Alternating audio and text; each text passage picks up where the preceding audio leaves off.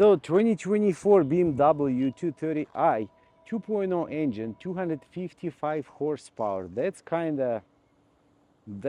of fast horse, I would say so. For such a small coupe, that's a lot of horsepower. 26 mpg in a city, and it's supposed to be 35 mpg on the freeway.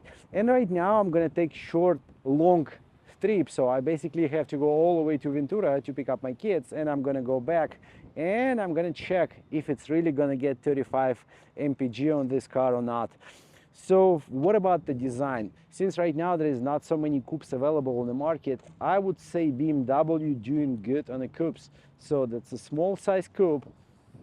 It's cheapest one from the BMW you can buy right now. It starts from 38,000, and especially this car 44,000 gives you more things like the red interior, like the huge moonroof and nice rims, because some of those 2 Series they have ugly rims. There is no M package, 2.0 powerful engine, serious exam, backup camera, blind spot assistance, line keeper, and heated seats and heated steering wheel. If you need it or not, you're gonna have it.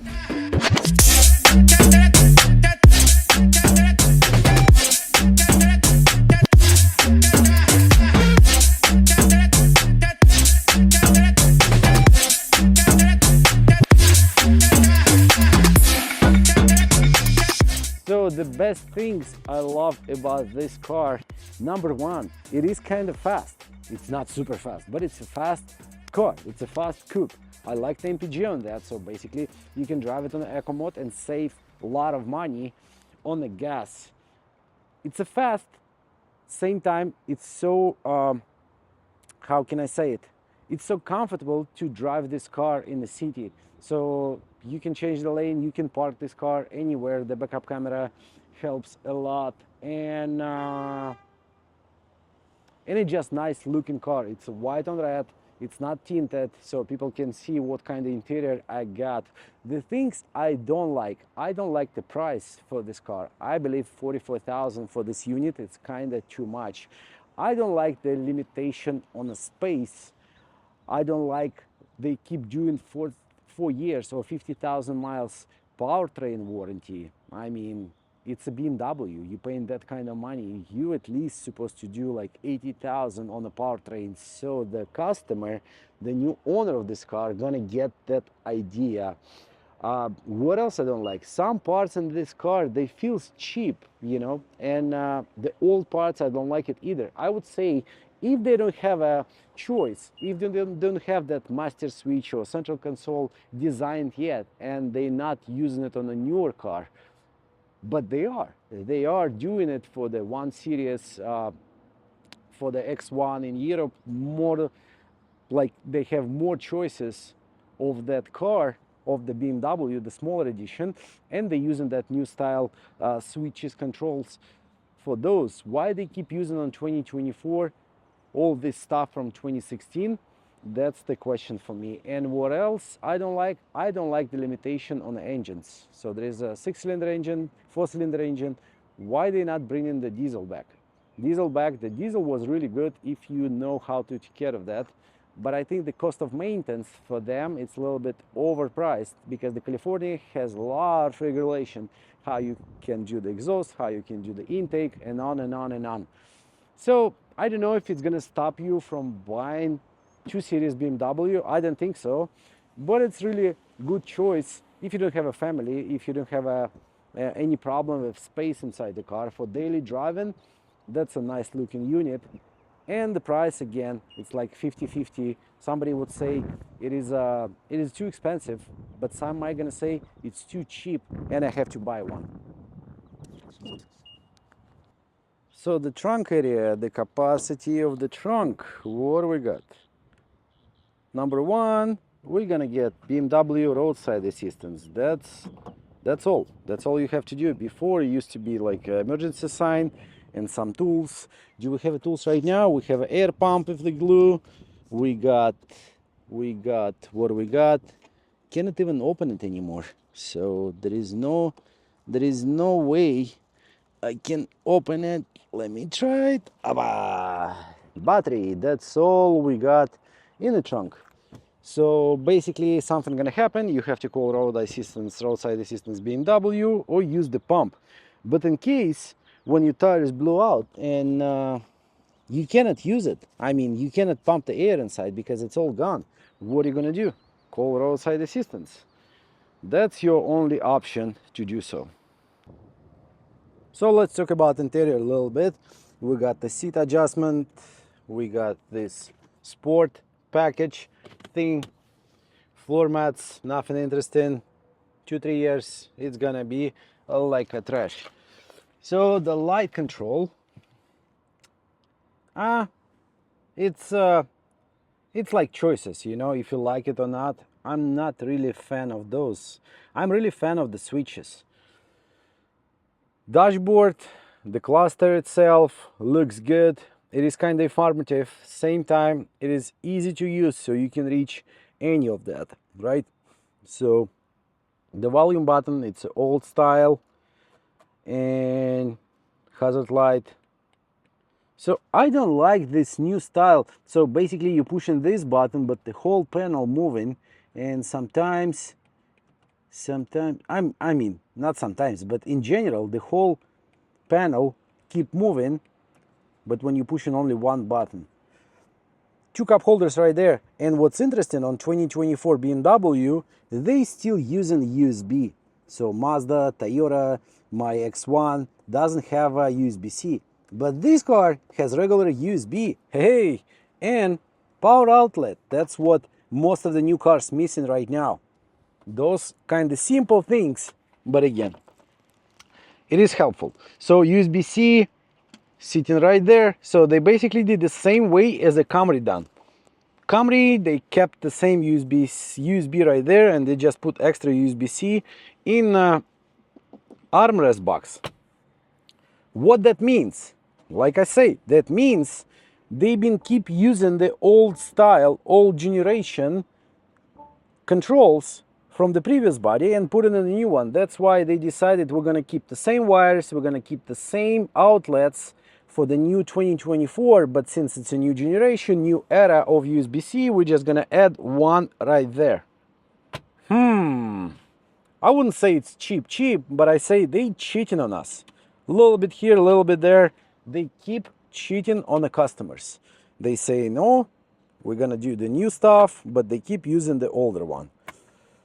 So this thing, usually about 2-3 years, it's getting broken, getting stuck, and it's not working properly. This one, it's a brand new car, everything works and has no problem. So right now we got navigation. I like the way it works. I like the way you can move it, you know, things are out. You can add something if you want to. The car itself, 3,000 miles, apps. There is a lot of stuff they put on a new software. You have to go step by step. Honestly, you have to spend some time, not like 5 minutes, because it's not the old generation software. That's a new generation, and you're gonna find a lot of stuff. What do you need, how to adjust the climate control, the way it's gonna work, live. So the car 360, you can check it out. I'm pushing the brake. They steal it, I think, from the Tesla. This thing, the brake light appears and the light is gonna come up if you're gonna turn it on. Content, live status, stripper. And also, you know what they doing? What they doing on the 2024, they doing ability to shut off automatic on and off. That's what I'm missing on my X1. But actually BMW advisor told me on the newer car, those kind of option not going to be available. How come it is still available on the 2 Series? So like I said, the menu, the navigation is pretty much easy to use. But again, I'm not using it. I'm using my phone. That's why some of the productions right now, some of the manufacturers, they don't want to, I believe, if I'm not mistaken, the new Porsche, they're not gonna, or McLaren, maybe I'm mistaken, maybe it's not a Porsche, maybe it's a McLaren saying we're not gonna do the navigation anymore, because we just cannot catch up on an iPhone. So basically, your phone, it has a lot of different updates. It's doing much better than this navigation system, and on and on and on. So in general, it is a cool car, but the question, is it worth 44,000 or not? And as always, choice is yours. So, but the main question, is it worth 44,000 or not? I believe it's not worth it. It's not worth that kind of money. But the choice is always yours. If you decided to buy one, you have a lot of knowledges. This video might gonna help you, and you know, I'm ready. So guys, let me know if this car worth 44,000 or not. I believe it's not worth it. I believe it's worth a little bit less. I believe it's supposed to start from 28,000, and especially this model, if it would be 34, 35 max, not 44. So because that 8, 9, 10,000, it's really critical on a new car. So they can produce more, they can sell more, the people can enjoy it more. But 44,000 for some people, it's too expensive. And I believe BMW, by selling these 2 series still right now, they have to lower it. They have to lower the price. They have to bring more customers. They maybe like do some new things on that. But the choice is always yours. You want to buy it, enjoy it, you know, lease it for 3 years, drive it as much as you want, and sell it after. You can do so, or you can return it and get something else. That's the way lease working. I mean, some people saying the lease program, it's, you know, you're wasting money for nothing. No, you're not. You're not paying for depreciation, because especially BMW, when you're buying the new one or a little bit used one, after 2-3 years, it's going to depreciate a lot on the price. So you have to pay the difference. But when you lease a brand new car, you know what you're doing. You know what kind of car you're leasing. So you're driving it with confidence. You have a warranty, you have a roadside assistance, you have a, you know, loaner car in case something happened, and it's all covered by factory. That's, I think, one of the coolest point when you get in the new car. But I like both, and I love both. I love old cars, used one, I love the new one, and it's always depends what are you trying to achieve. You trying to get the car and drive it for like several years without any headache, without any thinking about what's going to happen with my car, how can I pay for this, how can I pay for that. So you basically doing a bright future for you. You just know your payment for insurance, you just know your payment for the lease, and you know any problem with this brand new car going to be covered by warranty. So it's a tough choice, but it's always yours. So right, let's go on design. Small coupe, nice looking car, nice looking body, short trunk, and I like the way they did this, like the spoiler. So the car constantly open and closing. And again, it's 2024, but I have a old style key for this car, not the new style like I have on my X1, but we got new style handles, right? So you can close the door or you can open it, but actually this car is set to open itself. And we got the lock right there in case your battery dying, so you can open it and jump start it.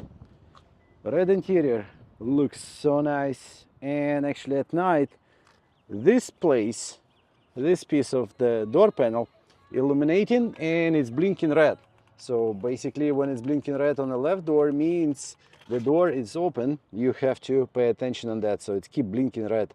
That's the cool option. So this one, the master switch, it's old style, the way you open in the hood, old style, you have to open it twice. This one, it's an old style, new style, have a little bit different look. And look at the seats, look at the seats. We got support, right? So we can adjust it. I mean, looks good, but again, it's a 44,000 BMW coupe. I don't know if they could do it better or not. The steering wheel old style dashboard and the cluster, new style. That's why I'm saying it's a mixed up. So they mix in the old style and the new style, they kind of put it together, and they think in the newer BMW, the cheapest one they have for sale, it's gonna worth it because nobody cares. So the engine, we got 2.0 twin turbo, twin power turbo. I mean, it is a powerful engine. You still can boost it and get more horsepower from it if you want to. Nothing in the hood anymore. They're not doing it. I don't know why, but it's not noisy. To be honest with you, if like 3.0 maybe much noisy, but this one, it's so quiet engine. The grill, I like the grill. To be honest with you, I'm not sure if this one opening, yeah, it's supposed to be. So when it's super hot, it's gonna open those doors, you're gonna get more fresh air. So on the bottom, we got radiator and the doors also. So it's opening, closing when you need it. You need more fresh air, you need more coolant, so it's gonna open it. And what do you think about the design itself and about the car? I think it looks good, but again, in my opinion, 44,000 for this small coupe, it's kind of too much. I understand the production, and actually this car, 23% of this car assembled in Mexico, so they basically using some parts from Mexico to put this car together. It's not German anymore, 100%. Still quality, is still nice looking car, but they trying to eliminate the cost of production by doing those kind of things. So if China can offer them, for example, produce the tail lights, they're gonna buy it from China, so they can eliminate the price for this car, for the whole car, and they can basically sell you for the same price, same car, but the cost of build, it's gonna be a little bit less. So it's a winning situation for them.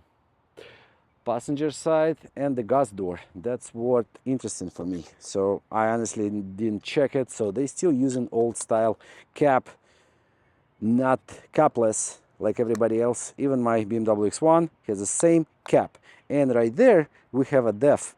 So basically the cars somewhere in Europe, they have a diesel engine, and diesel engine has DEF.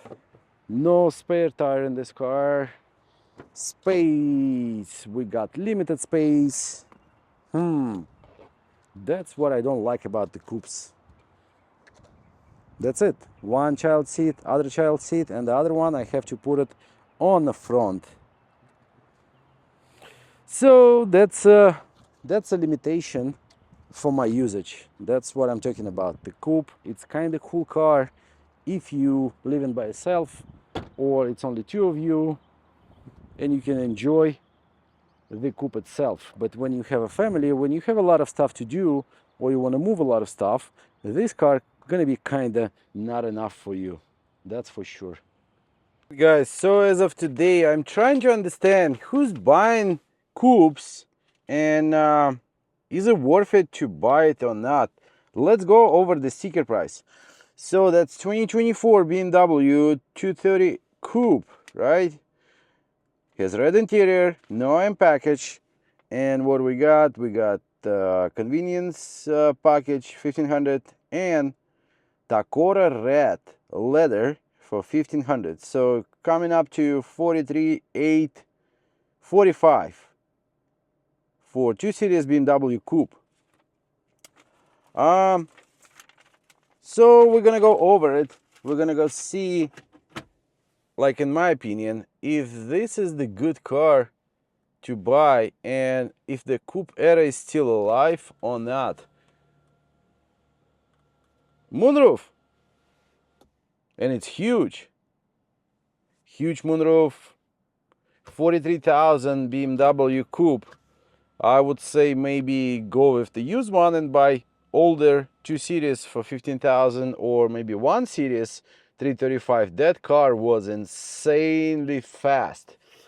So it's 2024, but steering wheel, it's kind of older style, right? And what's I don't understand This one, the central console, they using kind of older and the newer generation things, because on my BMW X3 I don't have those buttons anymore, so it's totally different. But this one, they still keep in the old style, but they put the shifter as a new style shifter for transmission. But I got the parking button. So on my X1 I don't have a P button, I only have a turn the engine off or e-brake. So basically on my car, when I'm doing e-brake, it's going to parking right away. This car, you can put parking. So interesting. Let's go drive it. Let's go see what kind of options I got and talk about this car a little bit. So guys, how do I feeling by driving coupe? I mean, number one, it feels weird for me because I'm limited on space, and as you can see I have a child seat on the back and I have to add two more, and by adding two more I have to put one on the other side and one more on the front seat. So my older son, he's old enough to be on the booster, but in general it's not the family car, that's for sure. A lot of cool stuff, I would say. The huge screen, we have a panoramic roof. I mean the huge moonroof, but it's kind of panoramic roof because the roof is short on the coupe. But the whole idea of the coupe, I believe, like gone in 2000s, because 2000s, maybe 2010 up to like 15, it's been on the market. Mercedes been doing it, like the Nissan, remember the Nissan Altima Coupe? It was super popular car, and Infiniti been keep doing that left and right. So guys, remember that era of the coupes in 90s, in 2000s, beginning of 2000s and 2010s, I would say so. The coupes, they just been like everywhere. So the Nissan been doing it, Scion, Toyota, Honda Civic, they been on the top, such a popular cars, and especially Scion TC. That kind of car was selling like a cake. I still remember those years. I mean, not that far away, maybe like I would say from 17 all the way to 21, when those cars been available on used car market. So we've been buying that because it was like a huge demand.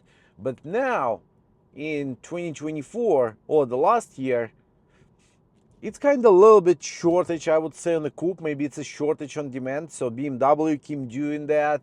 But I know for a fact they're not selling that many coupes as they predicted, I think so. So Scion, it's not on the market anymore because Toyota focused on their own brand more. And like Toyota, what is it, 86 coupe, how many you saw that on the road? I mean, they not selling that crazy as a Scion TC. So Honda Civic keep doing the coupe, Honda Accord not doing the coupe anymore, Nissan Altima not doing the coupe anymore. But what I'm saying, it's like the market for the coupe itself got shortage, and by creating that shortage, so the brands like BMW, Mercedes, they keep pushing their own coupes, and they thinking the people gonna buy it. I mean, they are buying it. People love coupes, some of the people. But again, 44,000 for the BMW coupe, the new one, 2 Series. Yes, it is white color on red interior. It looks nice, but it's not practical car. It's not M. And even though the technology, I would say in this car right now, it's kind of mixed up. Sorry, not messed up, but mixed up. So we have some parts from the new generation BMW, but some parts like the shifter, the central console, the steering wheel from the older one. So basically, I mean, if you come into the new car store, you check in the BMWs, and you check in, for example, BMW X1, and you see there is a new design, new interior, all that kind of stuff, and you go into the 2 Series, this one, and there is kind of some parts, like for example, this steering wheel, it's all the way from 2016 on a 7 Series when they just came out. 5 Series, they've been doing same steering wheel, maybe a little bit, but kind of design and those buttons. X3 So, and you're like, you know what? Maybe I should step back and think about it. Maybe I should get something else, something newer, because 44,000, it's not that cheap. So your payment for the lease, or if you're going to purchase it, it's going to be closer to 900. Depends on the credit, maybe from 600 all the way to 1,000. So $1,000, right, with insurance and all that stuff in Los Angeles right now. So you're going to pay the car payment, you're going to pay insurance, and maybe something else, registration, all kinds of stuff. So it's 1,000 a month for BMW 2 Series Coupe. How cool is that? I'm not sure. I'm not sure if you should buy the new one or go with the used one. But in general, you get a brand new car. It smells good. It feels good because all the materials, they untouched yet. So basically, you're gonna be the one who's gonna use it as much as you want, and put some usage on it. So let's go about the materials, the way it feels. The leather, it feels good. The stitches, the steering wheel. Again, BMW, I believe the whole idea of the BMW, we're gonna do the car, we're gonna do all this cool leather stuff, whatever, buttons and chrome. It's not gonna fall apart for next 3, 4, 5 years max, because the lease program is gonna stop, and it's gonna be used car. So it's supposed to start leaking oil. It's supposed to, you know, like the start peeling everywhere, and so the people just gonna spend money. The car not gonna completely fall apart. But all those small little things, it's engineering. Believe me or not, all that, it's engineering. So basically, when you're doing something, when you're designing or you producing, you put in that engineering on this part. So basically, for example, the button, it's supposed to hold like million pushes, right? So million times you're gonna push the button and it's gonna go bad. It doesn't matter what. So you have a limit of usage. And same way, a limit of usage, you have it for seals, gaskets. Sorry, Misha, вырежи, пожалуйста. So the same limit of usage, you have it for the gaskets, for the seals, for lifters and transmission.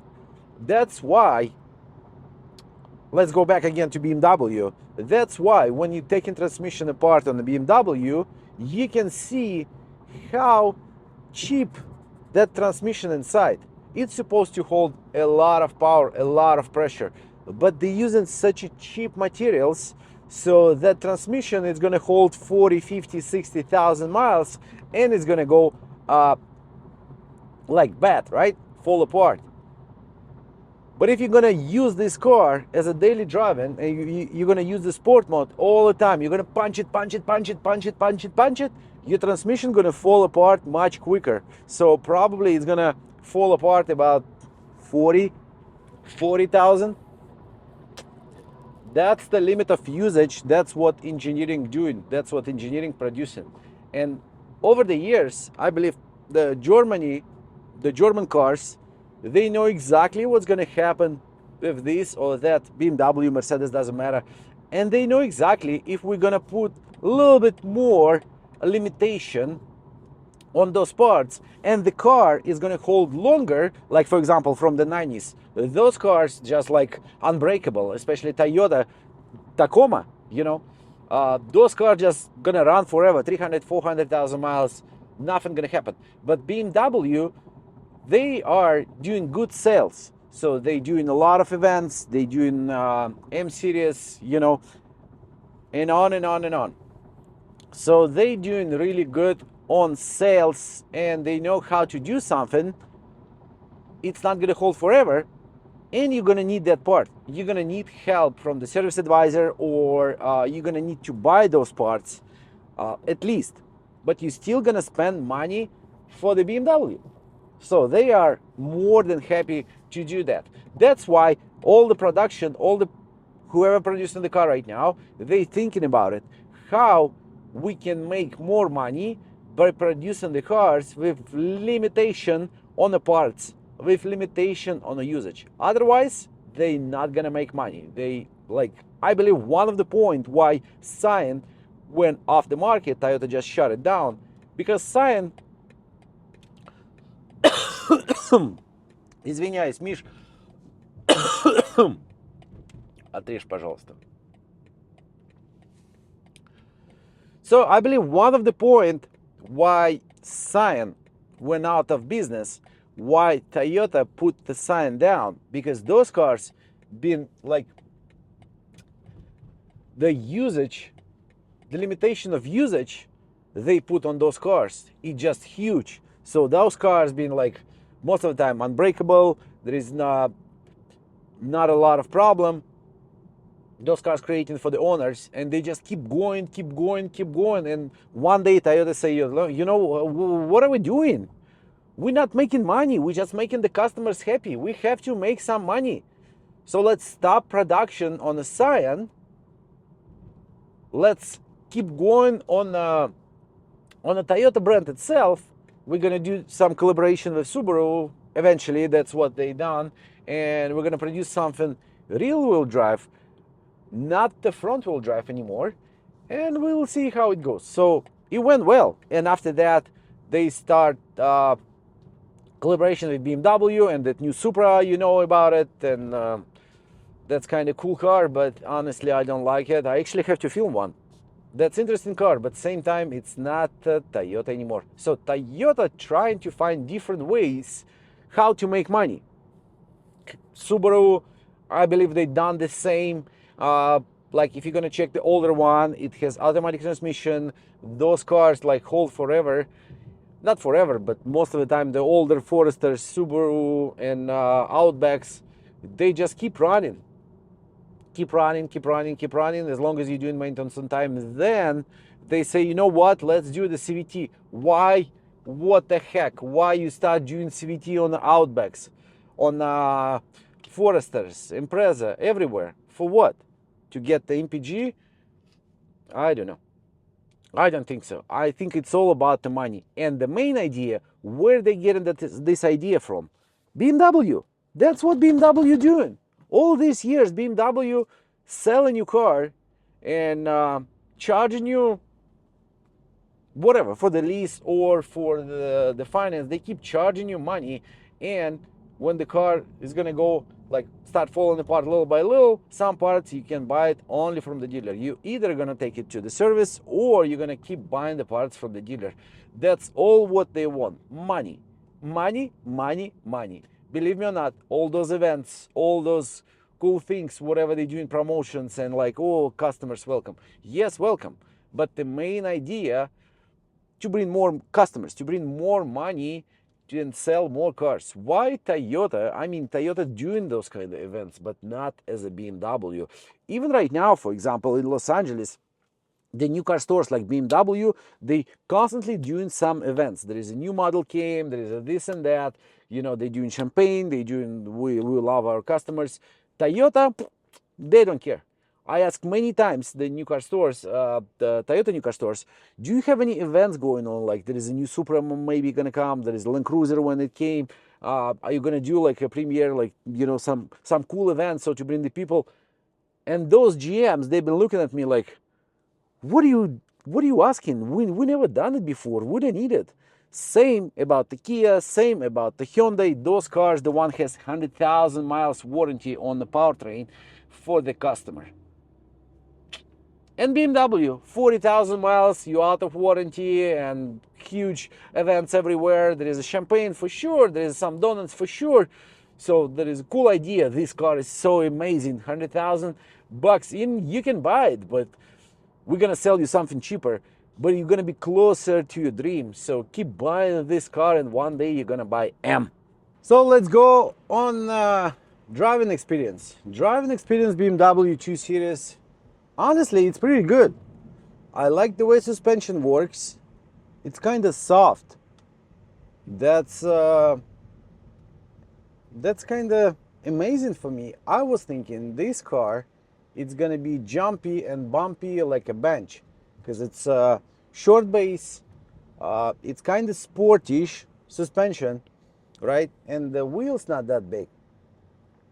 But surprisingly, this car, it's such a soft coupe. And I like the way the engine works. If I can compare this engine, by the way, I have exactly the same engine on my BMW X1. Так, здесь можно отрезать. So, by the way, I have exactly the same engine on my X1 as this 230i. I like the way it works. It's much smoother for some reason. And the motor mount. So on my X1, I have a constantly left side of the engine jumping. So it keeps jumping when it's turning off and on and off. But this car is not doing that. So I don't know why. And I asked a couple times the service advisor, can you please check the motor mount, if the motor mount okay or not? And they keep telling me it's all good. There's no problem with that. Why this car feels much better than my X1, I have no idea. So blinkers, that's for sure what you have to use when you drive in BMW, because for some reason when you drive in BMW, people thinking you're not gonna use the blinkers, you're just gonna change the line or turn left and right and you driving like a crazy person. Why there is such an opinion, such a strong confident about the BMW owners? I have no idea why. Maybe because of M. Those are people who's driving crazy and they don't want to share with you one lane. They're always going to be the first. They always want to be the first.